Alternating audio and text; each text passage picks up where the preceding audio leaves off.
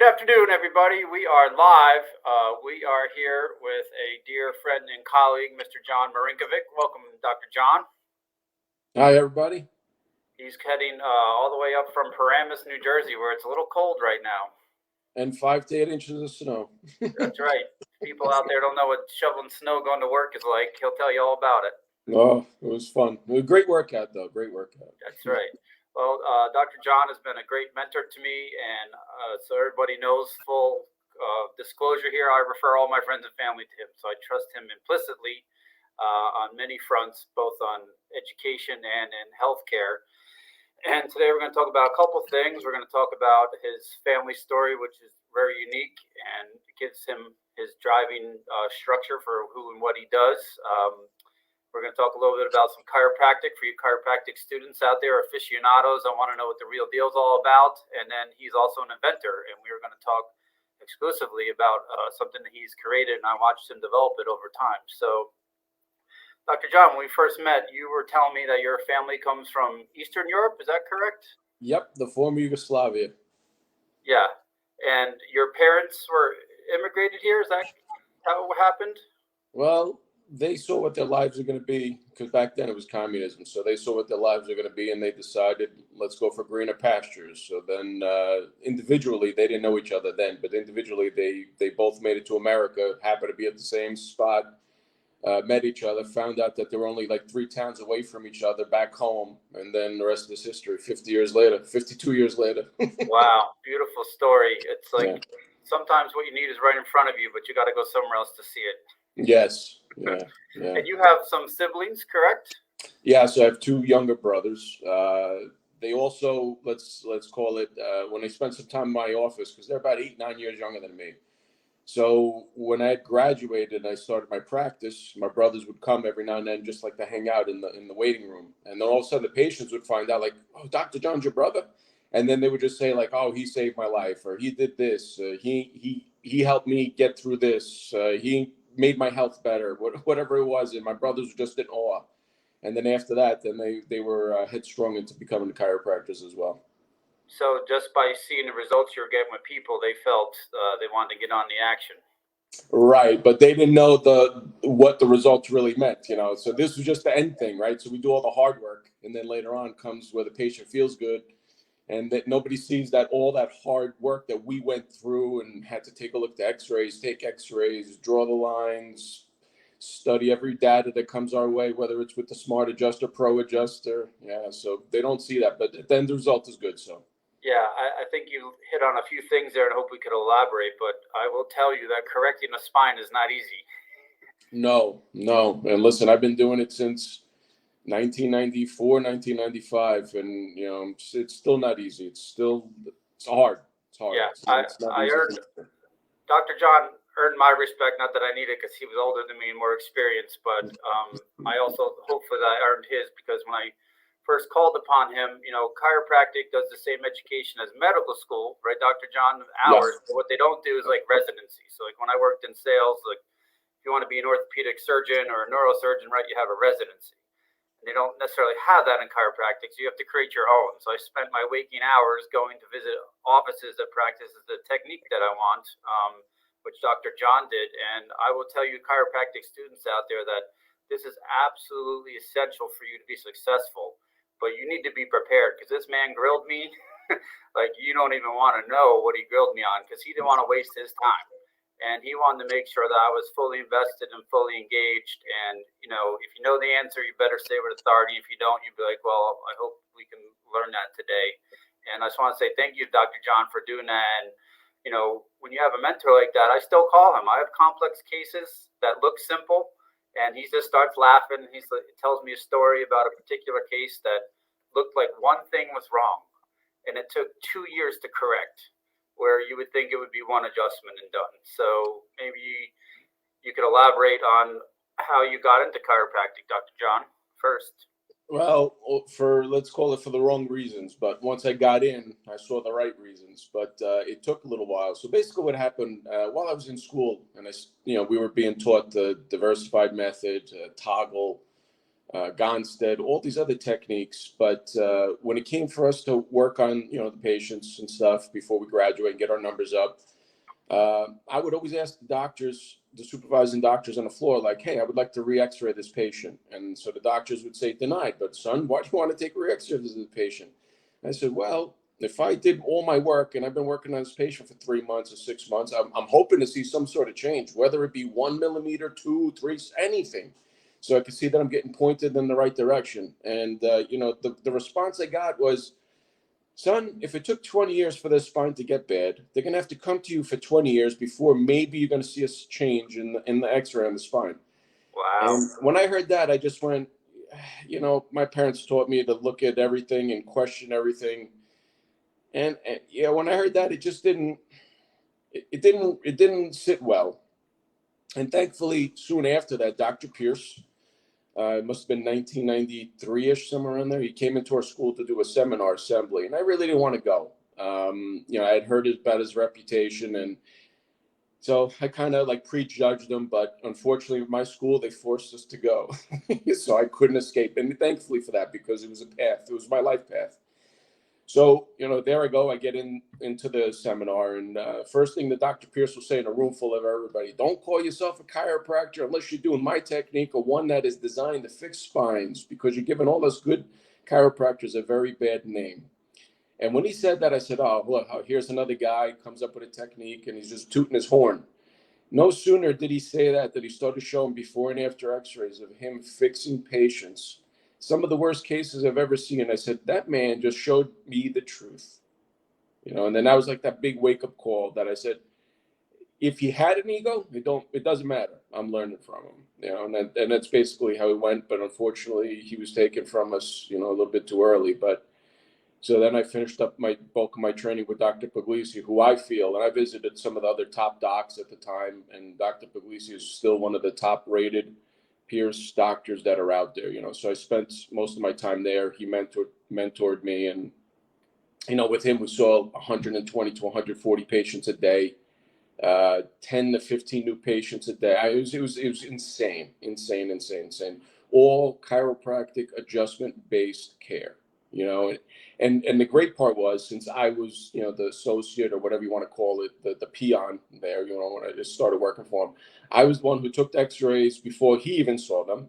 And then I was the one who took the post x-rays and saw the results even before he saw them. And I set the patient up, not him. So it's not like he could set it up a way where, you could doctor the x-rays, let's just say, so I got to see firsthand and was in awe of the power of when you do chiropractic right with the Pierce technique. So, that was an eye opener. And that's like something that, it gets you to your core, because it's truth staring you in the face, so I just hope more young chiropractors out there get that, when they're able to see that change, that they could look at that and go, hey, I want to be that guy, so. Well, I think you hit something on the head that was very important regarding when we opened up, and you said it was your family values that helped you learn to have maybe a contrarian viewpoint, or to question authority and to find your own way through things. So I want kids out there to understand, especially young students of chiropractic or even patients, to understand that you need to learn to question everything, because not all chiropractors are created equal. I had no idea about that. I think you said something very powerful that related to me. I had one viewpoint of chiropractic going into school, but when I went there was a whole different ball game taking place. And I'm very grateful to have experienced both. And I don't think either one is wrong, but correcting the spine is definitely how I put my head on my pillow every night, knowing that I did the right thing for people, or at least through the analysis, we give them good information so that they can make a good choice for their health care, whether it's if they choose us or never, at least they know somebody told them the truth and actually showed them the truth.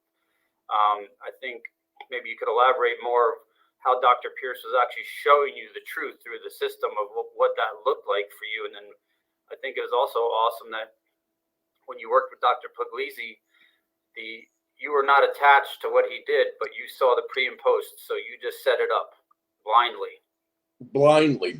So, here I am, seeing in real time the changes, and as well as seeing the patients come in the office, knowing what was done, knowing the thought that went into every adjustment, and and the energy and stuff. So, it was an eye opener. I wish everybody could experience something like that, because it really gets you flowing when you see something like that. It's real, and it was chiropractic based, adjustment based, evidence based, scientific based. You couldn't get better. We had patients from, if anything, from asthma to ear infections to certain illnesses, to the back pain, the sciatica, to saving people from surgeries, from kids with scoliosis. I mean, it was amazing working there, So it was a nice stepping stone, and I was fortunate that I was picked. Let's call it that way. But with being picked,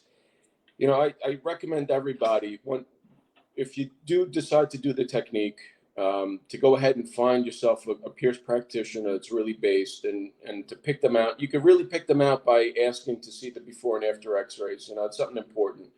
I'm starting to see that there's some chiros out there that are not taking as many or doing it at all, so, I just hope that everyone stays headstrong and then understands that, listen, x-ray for right now is the best form that we could take to be able to determine whether or not we fix somebody, or if they have a problem with the motion x-ray and the video fluoroscopy units. So, that's something that I base myself every day when we go in, and when I go in and go into work, that, I'm going to correct that patient's spine, so that way they don't ever have to come to me again. And then that way they can live their life, not waste time, go to the doctor's office. But then that was another reason why we came up with the pillow.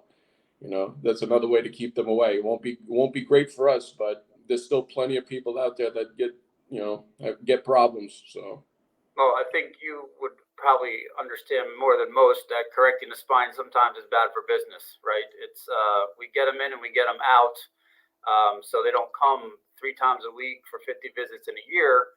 But at the end of the day, where is their time more valuable? Is it more valuable in our office, or is it more valuable out on the street doing what they're more productive at? And then we work on the referrals of the backside Right. of that. So True. I agree with you about needing to see the problem and then see the correction. But I feel, and I'm going to challenge people out there, because I had to challenge myself, like they're afraid that they can't correct it. So they don't want to see that change. Like, what do you see in your community with people that aren't taking images? I don't know if it's for that. I think it might be just sheer laziness, and when they graduated from school. I mean, I had schoolmates that I was really tight with. They saw the same thing I did, but they didn't see the light. I can't explain it other than I don't know. It's almost like a switch that gets flipped.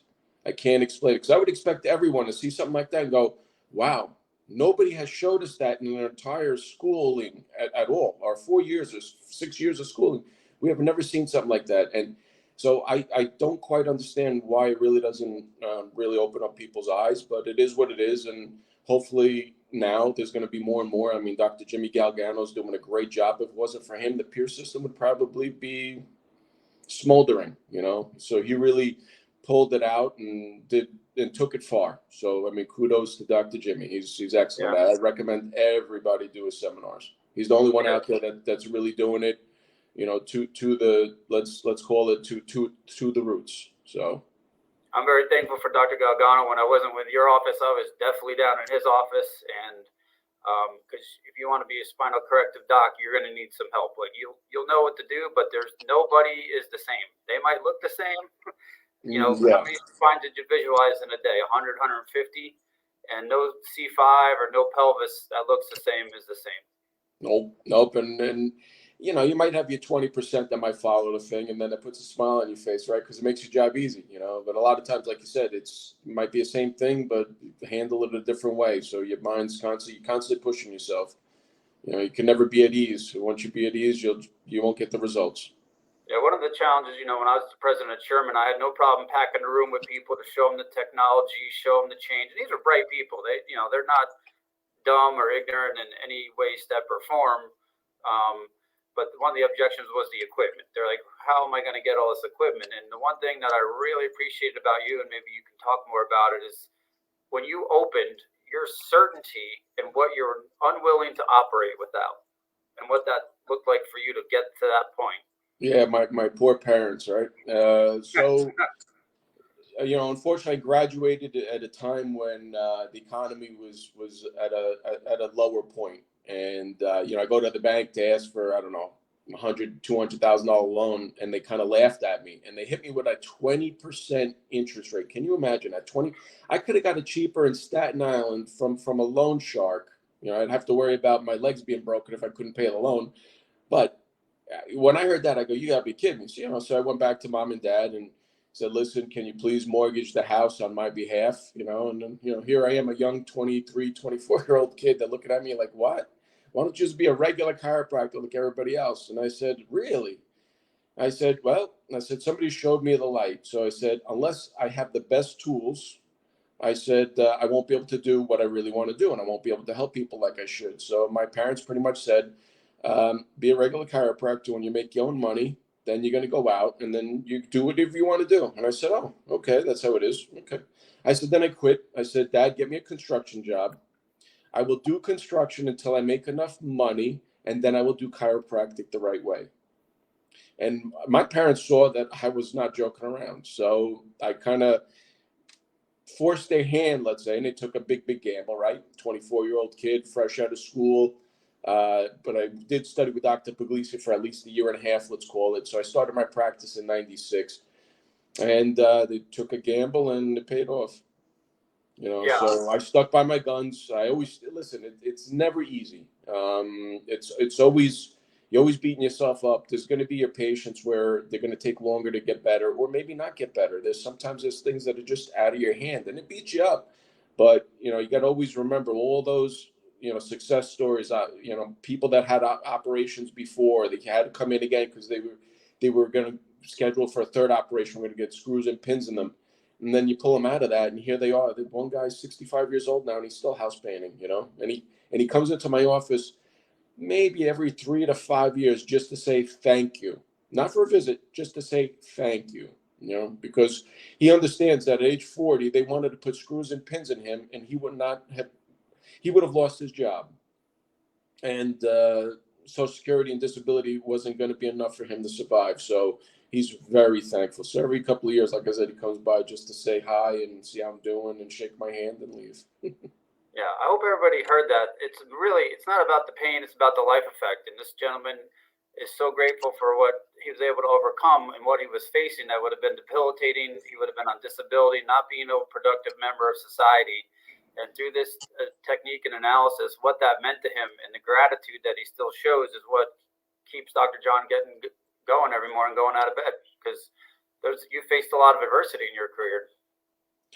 Yeah, especially in the area that I'm at. I mean, chiropractors in my area, a dime a dozen. I'm in Bergen County. There's a ton of them. A lot of them have been there well before I have, So most of my patients travel a solid 30, 40, 50 minutes to get to me, if not longer. So, I really get patients that are coming in from Connecticut, Pennsylvania, New York City. So most of my patients travel from a decent mileage to get to me, so it means something. And all these patients will tell you, like, listen, we pass 100 to get to you, it'd be easy right down the block from us. We could go, but we've tried, and it's just, it's not what we need. They understand. I noticed a lot of people make the mistake with selecting a chiropractor based on location and not understanding what else goes into it. But I mean, look at the conversation you had to have with your parents about having the fortitude as a 24-year-old kid that already spent a ton of money to go to school to be like, I'm just not going to do it if I don't have the right tools. Yeah. Now, and I was willing to, let's say, not be a chiropractor for 3 years until I made enough money to buy my own equipment, So, I mean, I was that, when you see the truth, you just go, all right, I'm not going to live a lie. All right, I'll do construction, and when I make enough, I'll buy my equipment. I'll go ahead and I'll go on my life path, So thankfully, it didn't have to go that route, So I would have lost 3 years on that, but it worked out. Everything, I can't complain. I can't complain. Well, and people pick up on that, and that's why they're traveling so far. In your practice currently, are you seeing people are coming to you as primary, or they failed out of other types of care, community chiropractic care, and then as a last resort, they come to see you? Well, it's funny you say that. Thankfully for my wonderful wife, she's getting the word out. So lately we've been having a bunch of patients coming in. And as well, I want to tell all the young chiropractors out there, and even the guys and girls that are in the industry already, if you can, get out of insurance now. I wish I would have listened to Dr. Jimmy Galgano 10 years ago. I wish I would have listened to Dr. Puglisi 15, 20 years ago. John Go Cash. I was very afraid just recently of going all cash, and I kind of put my foot down and said, "Listen, let's just go this route and let's see what happens." I'm having patients that are driving from far away and paying me cash. You know what kind of loyalty that is? And I wouldn't even call loyalty, respect. And it's different when you go to the doctor for one visit, right? You could drive 2 hours to go see somebody for one time, but you imagine that they got to come in twice, for sitting in through all that tri-metro traffic and all that accidents and all that other stuff to get to my office, pay bridges and tunnels and tolls and all this other stuff. So they really have a great understanding, and I believe the time now is right to do it, because I think people right now, they're looking at their money going, what am I getting? What value am I getting? So I'm having a lot of patients now that are coming in just thankful that here they're getting a doctor quality wise, where we're able to show, hey, we're fixing you, so you don't need to ever come back again, or we make your life better from whatever you have, so, and they're paying it. So I think this is a great time. I think it could be a great awakening for a lot of people, so you just got to stick by your guns. That's the biggest thing. You got to stick by your guns and have faith in yourself and push yourself. You can't sit back and just say, hey, it's going to come. It doesn't work. I've tried it. Yeah, I'm so glad you brought this up, because when we talked over the holidays, this was what was coming up, and I know you've been frustrated in the past, but coming from the New York, New Jersey area, respect is a big thing. I think it's anywhere for humans, but the streets we grew up on, you're either respected or you're not, and that's not a good place to be. And if people respect you in that area, they'll do anything for you or for themselves for you to help them. And this is where Pierce is amazing with the technology, because it sets you up for success, having differentiators of infrared analysis, the motion studies that we do, and also the instrument adjuster. Nobody else is utilizing for these people, and this is when they go to hospitals or to neurosurgeons, they're all getting that different types of diagnostics tests that they don't get at a typical chiropractic office. So I think insurance, and you know this because you've lived it, but it's a pyramid scam, and people see up front like, hey, I just pay my $20 copay, but that's not what you pay when you look at your paycheck of all the things that you're taking out. And obviously there's people out there that are outliers that don't get any deductions from their paycheck, but you do, because you would have gotten paid that money in cash versus the benefit, right? Some people want to make that complaint, but you would have made 10, 20 grand more in cash versus your employer taking out that premium. But if you were to look at the bill of that insurance of going to your chiropractor or whatever doctor for $20, it's a $500 to $1,000 bill. And that's why insurance premiums are so high. So until people decide to get out of it, and I know why they're scared, because they don't want to overpay, right? But you don't overpay when you go somewhere less and get a better result. Exactly. I mean, I just had a conversation with one of my patients. He recommended a guy come in, and we stopped taking this new patient's insurance, right? But he wasn't a patient yet, so he called up, and had a conversation with my office manager. And he goes, I really want this covered, and he says, sorry, we just can't do it anymore, so the guy's like, all right, well, I checked your website out, I'm coming anyway, right? So the guy comes in, and but before he comes in, he calls his friends who recommend him to come into my office, and his friend goes to him, are you kidding? He goes, Dr. John's charging you, I think it was like, it was one video, so let's say the lower back conditions, it was one video consultation, everything for $250. And he's like, you're going to complain about $250? And he goes, you've been out of work for 5 days already? He goes, and you're going to complain about $250? He goes, it's not like you're shaking the doctor's hand for $500 and that's it. He's taking extras of you, and he's going to make you feel better all in that one shot where you're going to see everything, and he's going to explain it to you in detail. And then, so that kind of convinced the guy, all right, I'll go in. And then when the guy came in, he came in yesterday for the first time, and he was so happy, and all he kept on saying, I can't believe that you're really going to fix me. And he was thanking me up and down. I said, please don't thank me. I said, I'm just doing my job like I should be doing my job. Like we all should be doing our job, regardless of what it is. And I said, you should thank the person that recommended you to come to me. Because I said, I don't advertise. There's a bazillion chiropractors in my area, and I said, you really got to thank the person that brought hand fed you to me. I said, really, it's not me. I'm just doing my job. Yeah, what a great story on the importance of the internal referral. Because being a doctor, we can tell people till we're blue in the face, but when they hear it from someone else that they know, like, and trust, and we create the value, I think they put a good proposition out there. Like, what is 5 days worth of lost wages worth to you versus coming in for something that's minimally invasive and cost effective? Never mind lost wages. You imagine this guy's writhing in pain on the couch or on the floor, not sleeping. What's that do to you? So the guy, when he walked out of the office, he had a smile ear to ear. And I said, again, he kept on looking back. I said, again, don't thank me. Thank your friend. Well, sometimes I think when we're at a low point, we all need a friend or a loved one to help us make decisions because our tension and arousal goes so narrow. I'm sure you've had some stories, but I have people that come here regular. They go out on the weekend and get injured, and they forget to call me to come in. They wind up at urgent care or the ER for 8 hours, spend $1,000 and told nothing's wrong. Meanwhile, when we do a motion study, you could see 3 locks in the spine, or their nervous system scan's terrible, and then we get them back up and running. In 10 seconds, not 5 hours, yeah, or 8 hours, like you said, in the waiting room, yeah, so it's that quick, yeah. Awesome. I want to switch gears here a little bit if you're ready. Sure. And when I first came into your office, you were telling me about this research project you had going on. And one of the number one questions I get as a practicing doctor from my friends, family, and in my group is about pillows. Or, I'll hear the horror stories of people that travel on bad pillows. I'll see the change in their neck, how I got to put them back together. And not all pillows are created equal. So we'll have a little pillow talk time here. Yes, yeah, pillow talk. Yeah, I could tell you a bunch for sure. So for those of you who don't know, when I was about 38, 39 years old, my brothers had just graduated chiropractic college, and I wasn't able to sleep that long. 4 o'clock, I would wake up 4:30, and at that time I was sleeping on Tempur-Pedics, and I always thought that they were the best, right? Because you see the Tempur-Pedic pillow, you see the curvature there, and you're like, wow, that looks like a plus 17 centimeter curve. That must be the best pillow on the planet.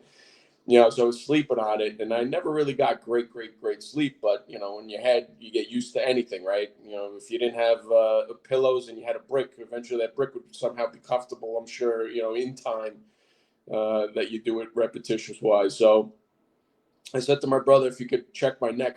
My neck checked out fine, So I said to him, you know what? Maybe it's the pillow that's bad. So I said the Tempur-Pedic pillow at the time I was sleeping on was about 1.5 years old. So I said, you know what? Maybe the foam just wore out, and it's just not as supportive.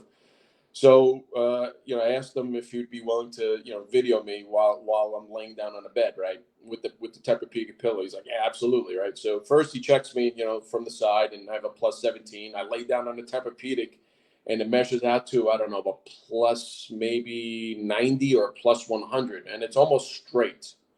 And I went, wow. I said that this is why I'm waking up at 4:30. So my spine could take a beating all the way up until probably somewhere around 4 o'clock in the morning. And then that's when it's like, all right, it's had enough, right? So I said to my brother, at that time, we were selling the Tempur-Pedics out of our office because, if any patient asked, like, hey, what would you recommend? I said, this is what I sleep on. So you don't have to, but this is why, and so, but unfortunately, I never went ahead and checked it out, until I was having this problem, and I never had anybody else in the office, So now when I had my brother in my office, it was easy. I could just sit there, put the bed in, and he could press the button and do the scans and check everything, right? So my brother goes to me, you know what? We have to do something about this. And I said, absolutely. I said, I got the idea. I said, I think if we tighten the radius and we did this, So it took us 4 years. What we thought was going to be a very, very quick thing to figure out. So when you change the radius, you can make the radius tight, higher, and all this other stuff. And X-rays can look fantastic, but it doesn't mean you can sleep on it. And that's where the issue was. So we went and we spent 4 years until we came up with the proper contours where it allows your spine to sit in the proper position without you knowing that the pillow is putting your neck in that position. So it's really a supportive pillow rather than a memory foam pillow, because a memory foam pillow will just mold to whatever you have, right? So if your neck is backwards, it's going to mold to a backwards neck. So a unique thing about what we did was we came out in time that with these certain contours, we're able to take the bulk out of it in certain areas. So that way, when you laid on it, it still supported the spine. So the x-ray still looked perfect, but you felt like it was like the hand of God underneath you holding you. So the pressure points, it was 0 pressure points from what we came up with. So it was something unique. But, up until that point, I was handing out the prototypes to all the patients that were coming in. And we had probably about an 80 to an 85% success on it, meaning, we would give it to the patient, say, hey, report back to us every week whether or not you liked the pillow or not and what you didn't like about it. And it came up to this one particular patient. Incredible mind. This person teaches doctors how like chemo drugs work, so she's very, very like scientific in that aspect, right? So I handed her a pillow to test out. This is in the prototyping. This is before we came out with the way you could customize the pillow with the spacer system. So I gave her the pillow and I said, I guarantee this is going to be the most comfortable thing you ever slept on. Now, mind you, she was about this broad, right? So she was about this broad, meaning that she wasn't as wide as me and my brothers. So the pillow that we had her test out was one that we designed for me and my brother's body, right? So we give it to her. She brings it back after 2 weeks. She goes, I didn't like it. I go, what? She goes, it was too thin. I said, it's impossible. It's too thin. We made that for us. So look how broad we are. Look how broad you are, right? So she looks, she goes, Doc, I'm being serious. So I said, well, what can we do to make it better? She goes, what I noticed is, she goes, if I put my hand underneath the pillow, she goes, I sleep excellent. It's awesome. But she goes, my hand falls asleep. There we go. So then I'm thinking about it. 2 months later, it dawns on me when I roll over in bed that the bed plays an important part on how thick or thin your pillow has to be, right? So if your bed is very soft, you sink into the bed. So you would need a thinner pillow at that point. But if your bed is firm, hard, you float on it. So now you're going to need a thicker pillow. So I had an idea. We worked on it. I gave it back to her. And she hasn't put it down since. And this is 12 years later, 13 years later. Wow. So because of that one patient, we were able to make a pillow that out of the box, you could customize it to you and your bed and to your sleeping position to any size you want, from a small to a double XL and every little size in between a small and a medium, because you raise the increments of the thickness a quarter inch at a time. So that way you dial in perfectly. You can't get better. So it's a total the voice of the customization. customer helped change the shape as to some of the technology and adapt it to different scenarios. I'm sorry? The voice of that person's giving you feedback helped you adapt the technology to meet more indications for people, not just one cookie cutter versus you went from a squishy pill to one that is like stacks up or stacks lower. Correct. And that way, like I said, once you dial it in, and on an ordinary pillow, if you're going to go sleep on it every night when you go to lay on a pillow, you kind of like scrunch it up, you get it into the nooks and crannies, right?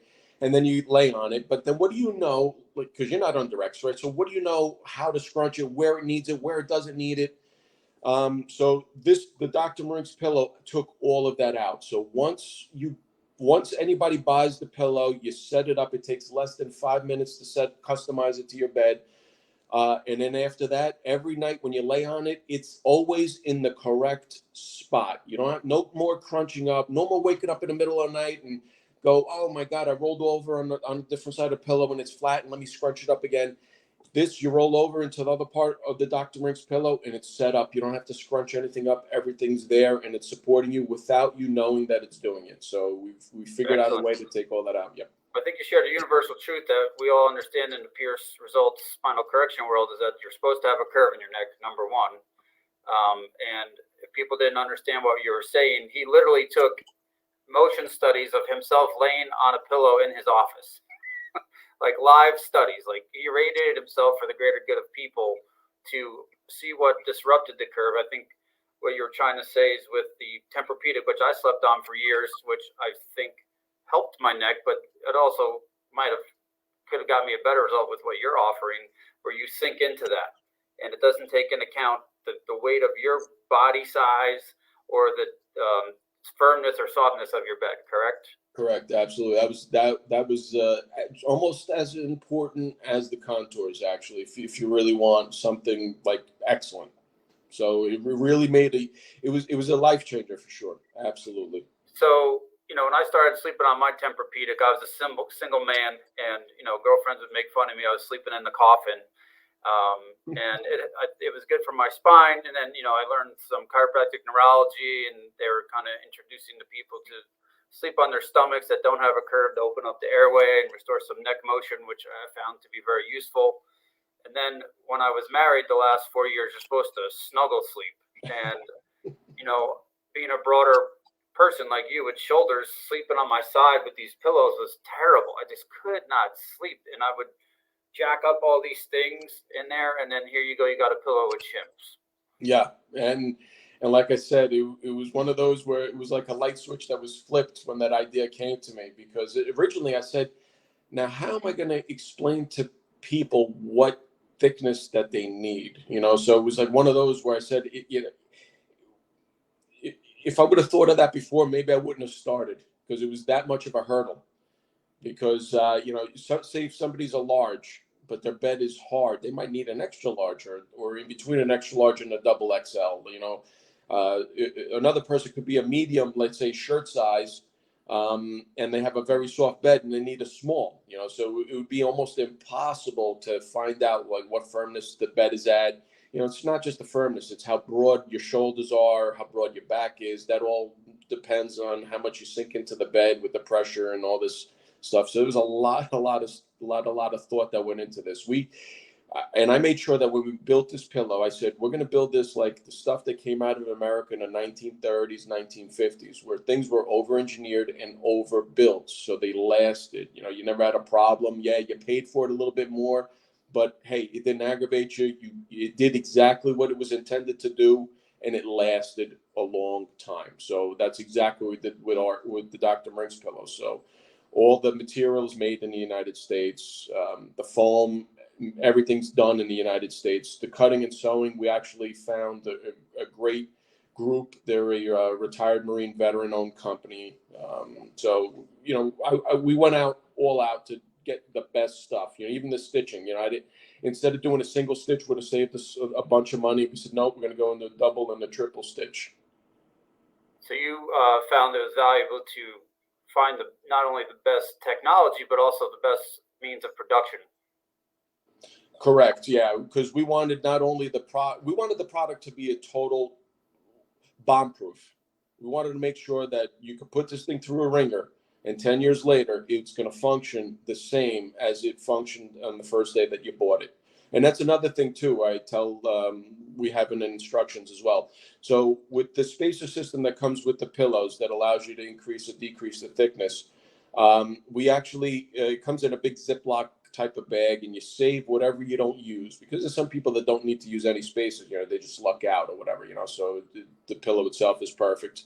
So you could save those spacers, because at some point in time, your bed's going to break down. You're going to change your bed. You might change your sleep position. You might get an injury where now you can't sleep on your shoulder the same way. And now with the Dr. Marinkovic, you could just redo the customization on it and get it to where you need it. And like I said, it takes less than 5 minutes. So I think that's incredible. People need to hear this, because life happens, and we've all had injuries and things like that. And then you have a way to support yourself, because one of the biggest complaints I hear is when people are injured with their neck, shoulders, hips, they can't get comfortable and sleep, right? And then we all know what the damage of lack of sleep was. Now that you've had a good amount of people coming through your practice that have utilized the pillow, what has that meant to their chiropractic care, and then how much less or more care they might need with this? Well, listen, if they got a neck issue, they're absolutely coming in less.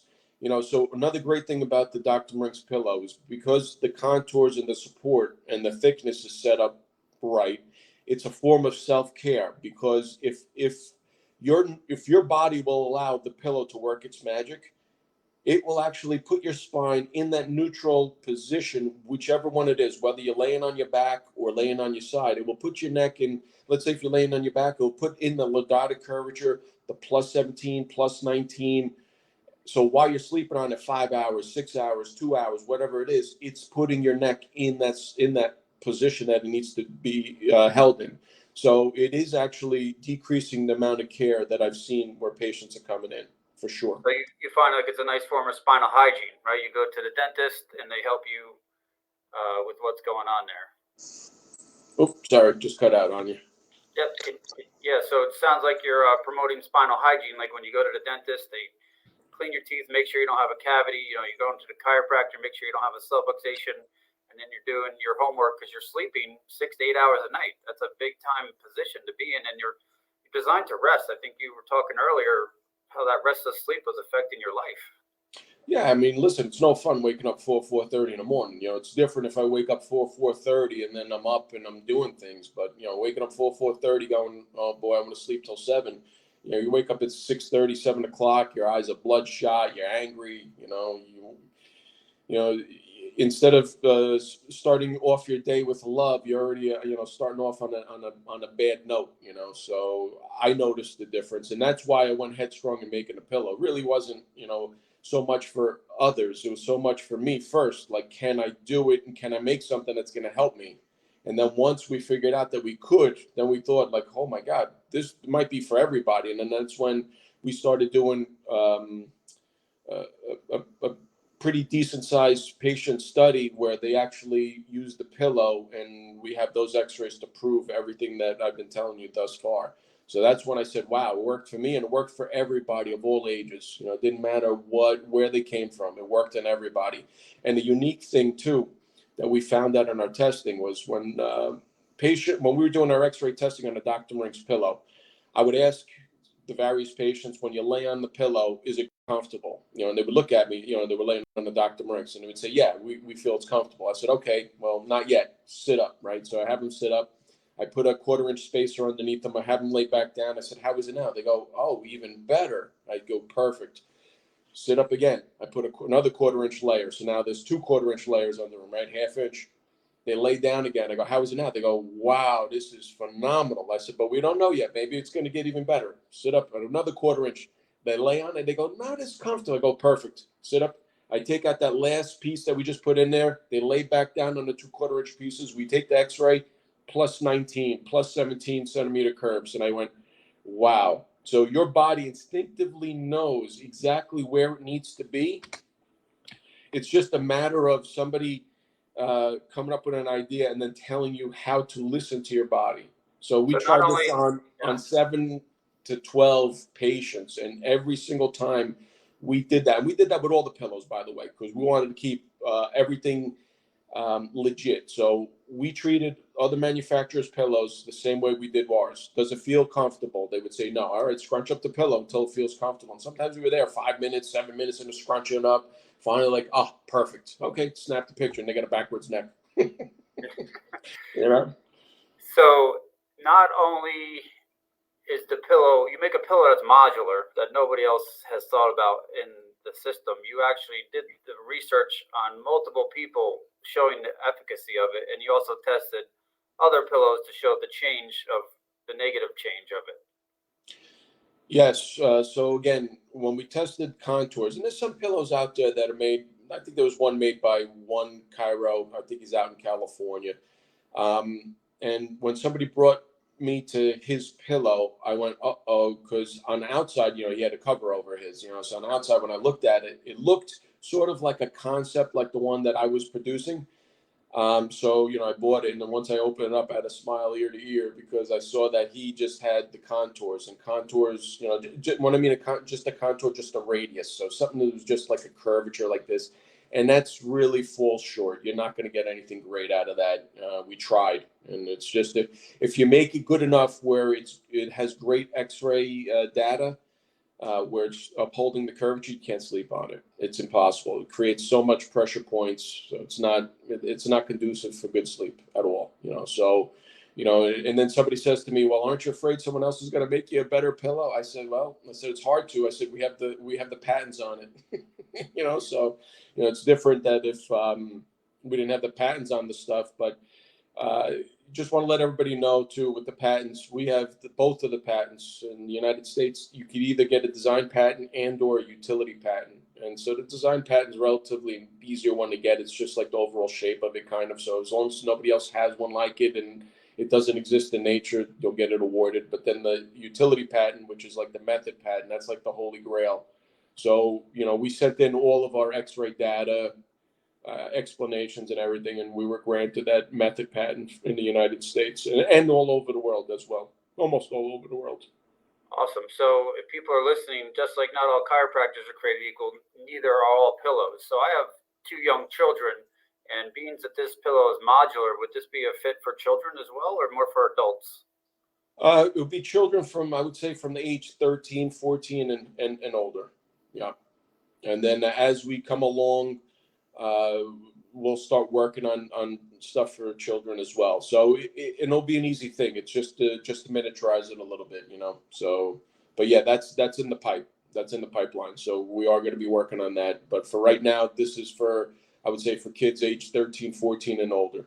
Yeah, which I think is an important age group because their bodies are changing so much. You know, they're actually losing the curve in their neck, right? You know, we expect kids under 18 to maybe have a straight neck, you know, even though we want to make sure it's moving, it's not going to cosmetically look straight, and this could help them transition. Well, Doc, you know, what I've started to see in my practice a lot too now is, you know, we spend 3 to 5 hours, maybe a day, looking down on our phones. Imagine how many hours kids are looking down at their phones, and you know, when you look down naturally, that causes you to, you know, reverse your normal cervical curve. So you know, we as humans are made to be upright, looking straight ahead, not looking down at our iPhones or pads or what have you. So I'm starting to see a lot more kids having neck issues. So I tell everyone, if you want something simple, Dr. Marinkovic, it's self-care. You know, while you're laying on it, it puts your neck in the proper position it needs to be in. So, you know, so that way during the day, you got the negative aspects of constantly looking down. And now at nighttime, without having to do any effort on your part other than you go to sleep. You know, so it's something that I feel would be a big plus for a lot of people's lives for that. But especially now with automation, you know, everyone's sitting more at a computer. We're not moving around as much. You know, I had a young athlete, tennis player that seemed pretty fit, but when we did her vital stats, she had a resting heart rate of 110. And her mom's like, "Is that bad?" I'm like, "Bad? It should be about 65.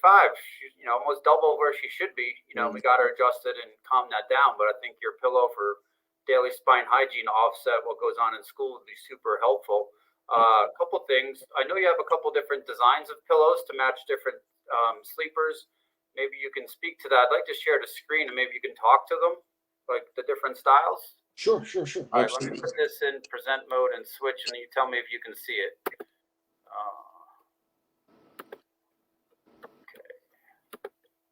Okay. Do you see your webpage? Cord. My phone's about to die. No, I don't. I don't see the webpage. Somehow that's not working. Oh, hold on, let me do it this way. Here we go. How about now? Not yet. No? Mm-mm. It's showing on my end, but I guess I'm not doing it right. Let's try one more. Oh, here it goes. How about now? There we go. Perfect. Yeah, buddy. Got it. Got it. So these are the 3 different pillows of people. You know, we've been talking about general pillow, but Dr. John here's got a couple different styles. Maybe you could talk us through that. Yeah. So we made 3 different styles, and basically the reason why we did 3 different styles was it all depends on the position that you sleep in normally. So obviously, when you look at somebody from the side this way, we're shaped differently here than we are from the back. So because of that, we made 2 separate designs. So we have a back sleeper that's just for back sleeping only. Then we have a side sleeper for side sleepers only. And then we were able to take those 2 designs and meld them into one. And that took a lot of time because there's a lot of contours and a lot of cutting and the fabric and all this other stuff. So it was a challenging, but we cleared the hurdle. And what's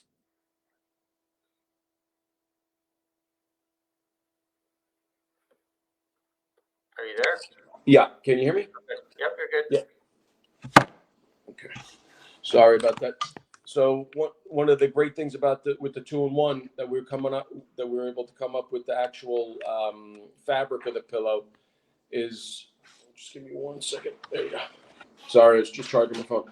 Is that you can increase or decrease the left side or the right side of the pillow independently of each other. So that was something else too that we wanted you could kind of increase every different facet of it without affecting the other. So then that way you get the full customization out of it, and you don't have a problem. Because there's some people, when they sleep on the right shoulder, they sleep on it like on a certain point, and then on another part of the shoulder they'll sleep on a different point, which they'll change the angle. So when you change the angle, then you're going to increase or decrease. You're going to have to increase or decrease the thickness on that side to kind of mold into that. So that was another great thing that we came up where you have that adjustability.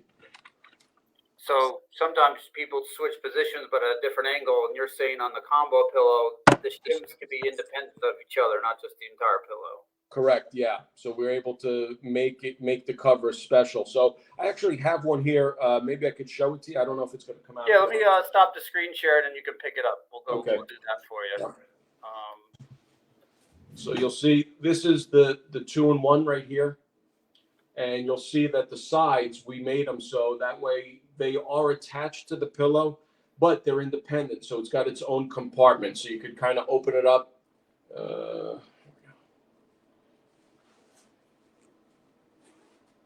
So you can kind of open up, and then so you could put the spacers underneath to increase or decrease the thickness on this side. Oh, you can see how it elevates. As opposed to this side, right? And then for the back sleeper portion, which is the middle part, that's also got its own separate compartment on the back side. So you could put in the spacers underneath the pillow in those spots, and then that holds, this pillow cover holds everything. And we actually made the pillow cover too. It's unique in that when you put the spacers in there, obviously you're going to increase the thickness of the pillow. So when you do that, we saw that it was starting to compress the rest of the pillow. So now you're altering the biomechanics of the pillow.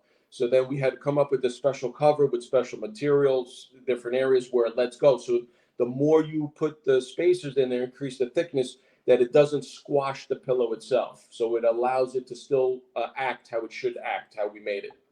So there's no difference in how the pillow feels. It's just the height difference. Right. Because other pillows, when you stuff it, it just gets so full and gets tight. Now it alters its performance. So we were able to come up with a creative way where it didn't alter the performance at all. So it's a true performance pillow. Yes, yeah. Well, I think this technology speaks for itself. Where can people find this? I don't think I've seen this in the average shopping store. Where are we at with finding this product? So, yep, it's www.drmarinks.com.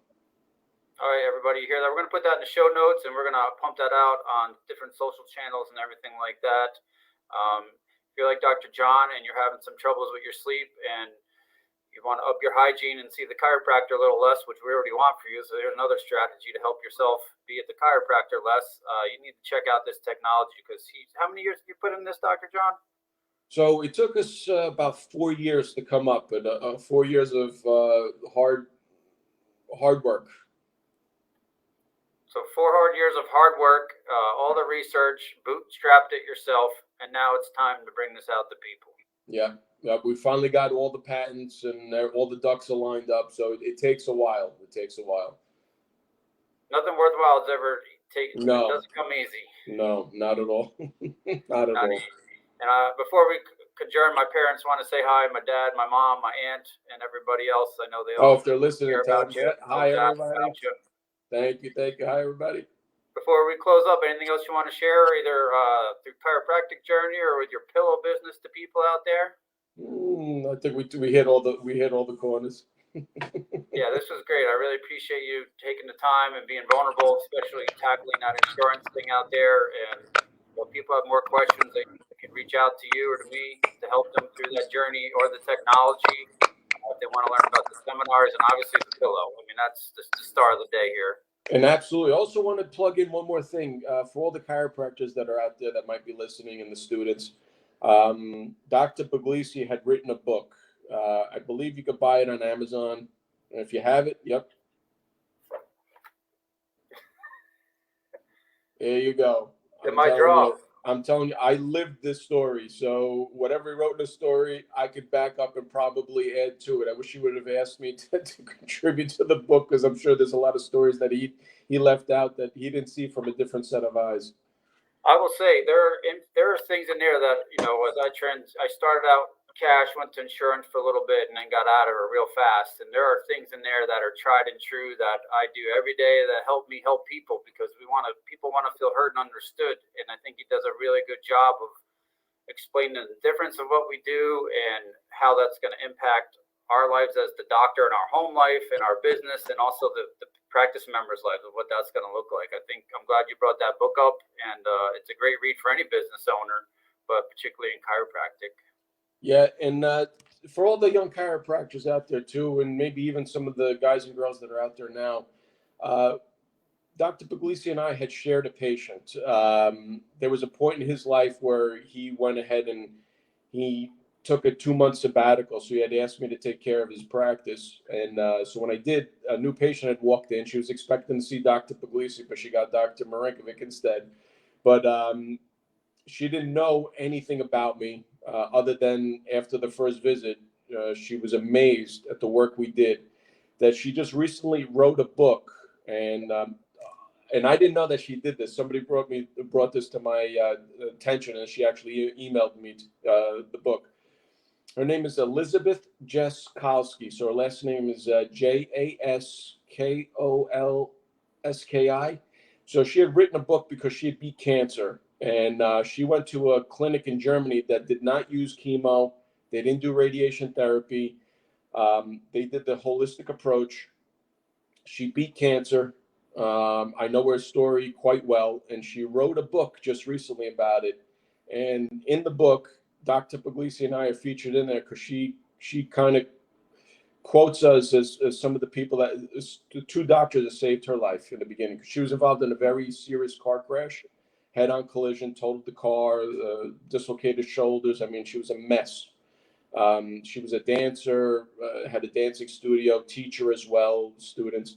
And it really, really put a damper on her life. She gained a ton of weight as a result and a lot of ailments. And then when she came into Dr. Puglisi and I, we really, we did our work, your work.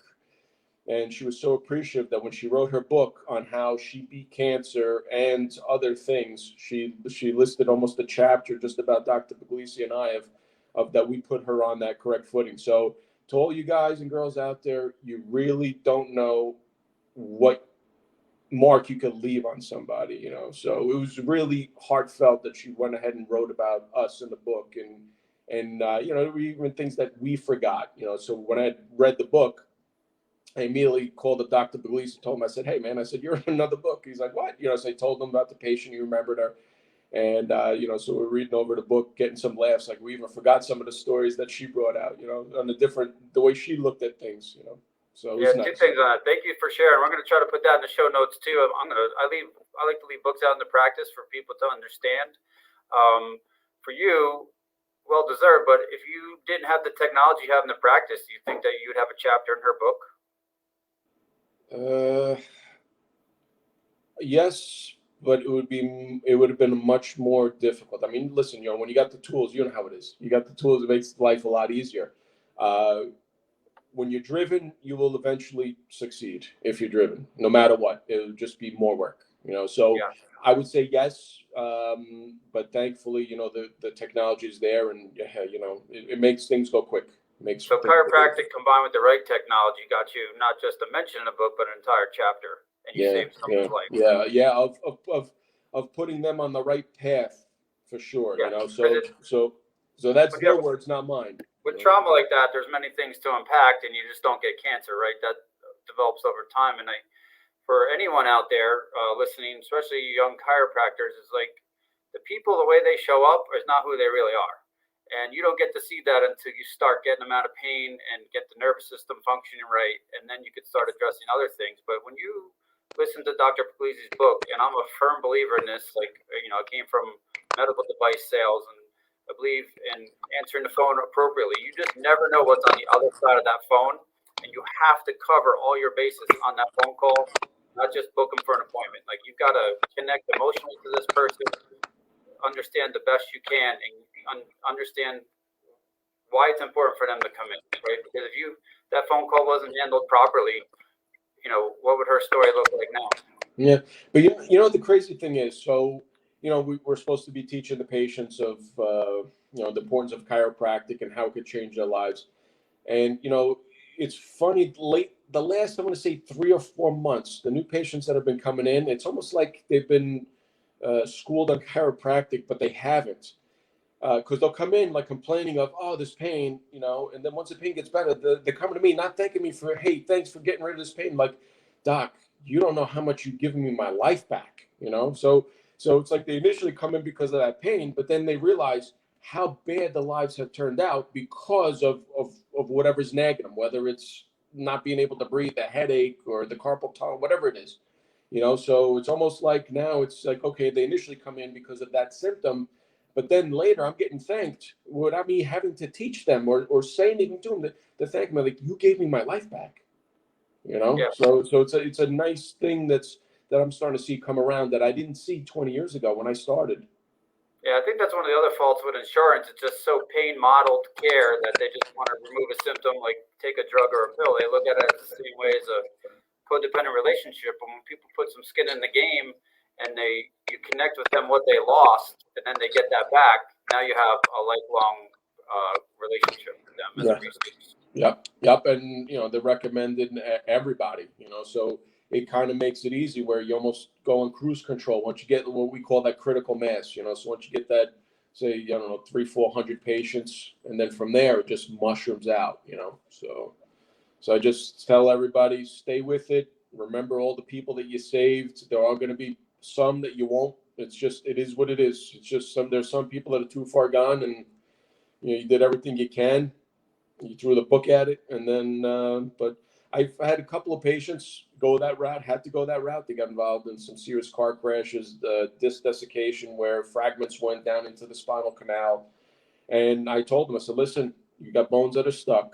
Now, I don't know if they're stuck because of those fragments that went in there, or you truly have a bony lock, or both. I said, so I recommend that after whatever you do, surgery to get that cleaned out, wait till you heal. A couple months later, come back in and get your spine fixed. If not, you'll be back for another operation or be cut again. So, and then most of them take heed, and they'll come in. And some people, they don't have the locks anymore. So, I found out it was from the fragments. It was just aggravating the nerve so much, it was actually causing the bones to lock up. But the majority of others, it was the combination of both.